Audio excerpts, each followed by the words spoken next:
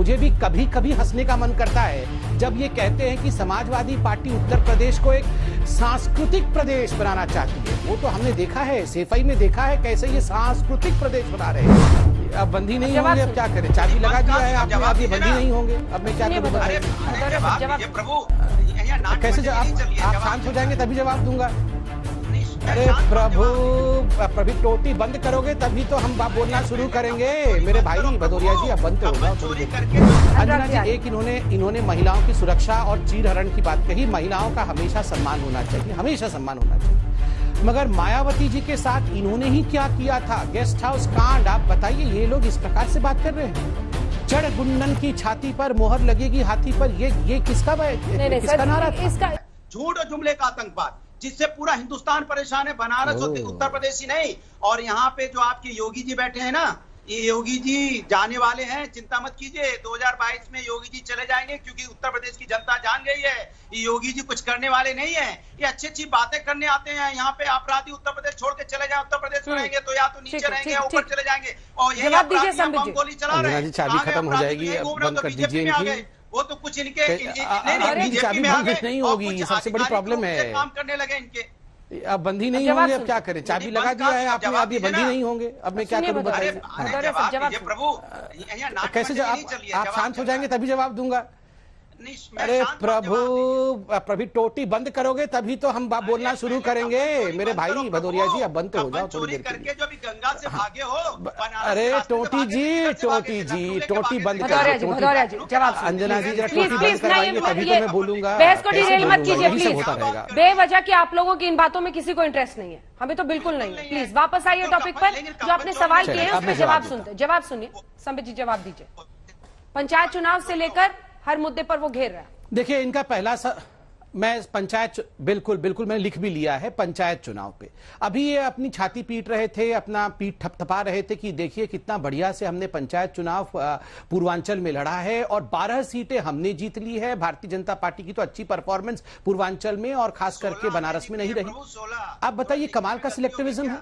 जब उत्तर प्रदेश में, चलो 16 जब उत्तर प्रदेश में 75 में से 67 सीटें। अंजना जी, पहले तो ये नॉन स्टॉप बोलते रहते हैं, मुझे समझ में नहीं आता, ये डिबेट खराब ही करने आते हैं। अरे तो आप बात पूरी कीजिए। ये नॉन स्टॉप अपनी डिबेट खराब करते हैं आके। देखिए अंजना जी, आप याद करिए, अभी इन्होंने कहा कि हम तो 16 सीट जीत गए, हमने तो बड़ा अच्छा परफॉर्मेंस किया है काशी शहर में। भारतीय जनता पार्टी का परफॉर्मेंस क्या है? और उसी सांस में वो कहते हैं कि ये तो प्रशासन का इस्तेमाल करते हैं, पुलिस का इस्तेमाल करके 75 में से 67 सीटें जो हैं वो भारतीय जनता पार्टी ने जीती है। तो चित भी मेरा पट भी मेरा।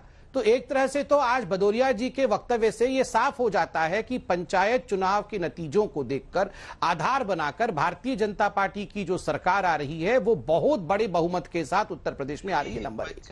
नंबर 2, इनका मुझे तो आश्चर्य हुआ, मुझे भी कभी कभी हंसने का मन करता है जब ये कहते हैं कि समाजवादी पार्टी उत्तर प्रदेश को एक सांस्कृतिक प्रदेश बनाना चाहती है। वो तो हमने देखा है, सेफई में देखा है कैसे ये सांस्कृतिक प्रदेश बना रहे थे। गुंडाराज और उन्होंने आतंकवाद के विषय में कहा।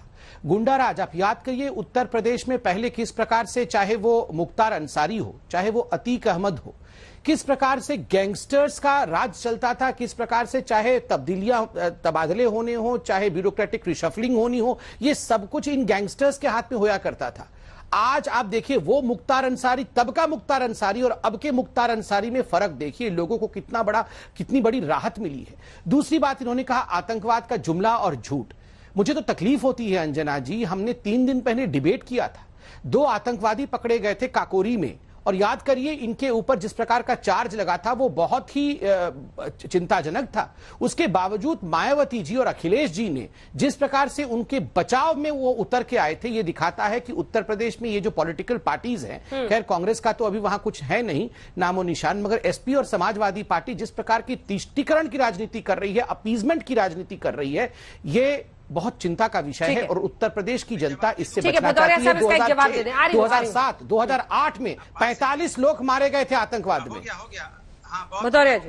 ये लोग उनकी बात करते हैं जो लोग तड़प के जिनकी मौतें हो गई, रिक्शे में लटकती हुई लाश जा रही थी। कहो तो मैं फोटो भेज दूं अभी, जिसका दम टूट गया था, जिसको वहां पे एडमिशन नहीं मिला कहीं पे। ये वो लोग हैं जो झूठ जुमले की अंजना बात जी, और राजनीति करते हैं। इनके पास कुछ नहीं है गिनाने के लिए। अपराध आज उत्तर प्रदेश में चरम सीमा पे है। पूरी सरकार का अपराधीकरण हो चुका है यहाँ पे, और राजनीतिकरण भी उसका हो चुका है। जिस तरह से आपने पंचायती चुनाव में देखा, जिस तरह से इनके गुंडे पुलिस वालों को थप्पड़ मार रहे हैं, थप्पड़ खींच के मारा। एसपी को क्या कर लिया आपने? कुछ कर लिया? और आपकी सरकार में यहाँ पुलिस वालों को इनकाउंटर होता है। आपकी सरकार में नेता गुंडों को भगा देते हैं पुलिस की गाड़ी से छुड़ा के। ये आतंकवाद नहीं है? यहाँ महिलाओं का चीरहरण सरेआम हो रहा है। महिलाओं की सुरक्षा की बात आप करोगे? आपको उन्नाव की घटना याद नहीं? चिरमा स्वामी आपको याद नहीं? कितने याद दिलाऊं आपको? आपको लखीमपुर की घटना गिनाऊं, या आपको बाराबंकी की गिनाऊं, या कुशीनगर की गिनाऊं? अंजना जी, मुझे 10 सेकंड राजन शर्मा जी पे दीजिए। घटना गिनाऊं या बनारस की गिनाऊं? ये वो लोग हैं, हमने आपको बोला ना, ये झूठ और जुमले के आतंकवाद वाले लोग हैं। इनको झूठ और जुमले का आतंकवाद फैलाना होता है, करना कुछ नहीं है। इसका छोटा सा जवाब फिर सुप्रिया जी बोलेंगे। सुनिए, पेपर लेके आए, उसमें गिना रहे हैं, इतनी स्कीम गिना रहे हैं। अरे भैया, धरातल पे क्या ये शांति नहीं होते अंजना जी, इनको जरा शांत कर दीजिए ताकि हम बोल सकें। इनको चाबी लग जाती तो चाबी बंदी नहीं होती है। कमाल है। सिर्फ कागज में है, इसलिए कागजी विकास आपने किया है, क्या दिखा रहे हैं? सफेद कागज नहीं किया है। ठीक है, कागजी विकास की कोई माने नहीं होता है। कागज पे चलो, अच्छा, कम से कम हमारा कागज तो लेके आए हैं आप। में अपने आप को अंजना जी, अगर ठीक है, मैं बोल लूं। जी भदौरिया जी। ठीक, देखिए अंजना जी, पहले तो एक क्लैरिफिकेशन यहाँ बहुत आवश्यक है, बिकॉज आदरणीय राजन मिश्रा जी का नाम यहाँ पर 2 बार लिया गया है। यहाँ कांग्रेस ने भी कहा और अभी समाजवादी पार्टी ने भी कहा बनारस में ऑक्सीजन न मिलने के कारण उनकी मृत्यु हुई। ये गलत न्यूज है। हम इतने बड़े व्यक्ति के लिए इस प्रकार से झूठ ना बोले। उनका जो दुर्भाग्यपूर्ण मृत्यु हुई थी वो दिल्ली में हुई थी, और वो हार्ट अटैक के कारण हुई थी। हाँ, कोरोना के समय हुआ था, वो अलग विषय है, उसको बनारस के साथ न जोड़ा जाए। उनकी मृत्यु बनारस में नहीं हुई, ये झूठ ना बोला जाए। दूसरी बात है, एक सेकेंड अंजना जी, इनको जरा आवाज कम करिए, ये नॉन स्टॉप बोलेंगे।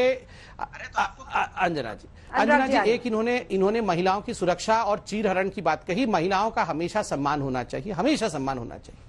मगर मायावती जी के साथ इन्होंने ही क्या किया था? गेस्ट हाउस कांड, आप बताइए। ये लोग इस प्रकार से बात कर रहे हैं, चढ़ गुंडन की छाती पर मोहर लगेगी हाथी पर। ये किसका नारा था? ये जस्टिफिकेशन के लिए इस इंस्टेंस को कोट करने का क्या मतलब है संबित जी? मैं जस्टिफिकेशन नहीं कह रहा हूं, नहीं, मैं कह रहा हूं कि महिलाओं के साथ हमेशा सम्मान पूर्वक उनके साथ व्यवहार होना चाहिए।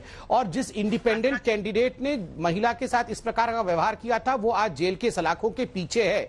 मगर जिस प्रकार से इस पे एक हाई मोरल ग्राउंड लेने की कोशिश समाजवादी पार्टी वाले कर रहे हैं, याद करिए मायावती जी के साथ क्या किया था। और तो और अखिलेश जी ने एक पत्रकार को कहा था, महिला पत्रकार को कहा था, आपके साथ रेप हुआ है क्या, जो आप जाके रेप को कवर करना चाहती हैं। आप सोचिए, इस प्रकार की संवेदनहीनता इन लोगों के अंदर मौजूद है।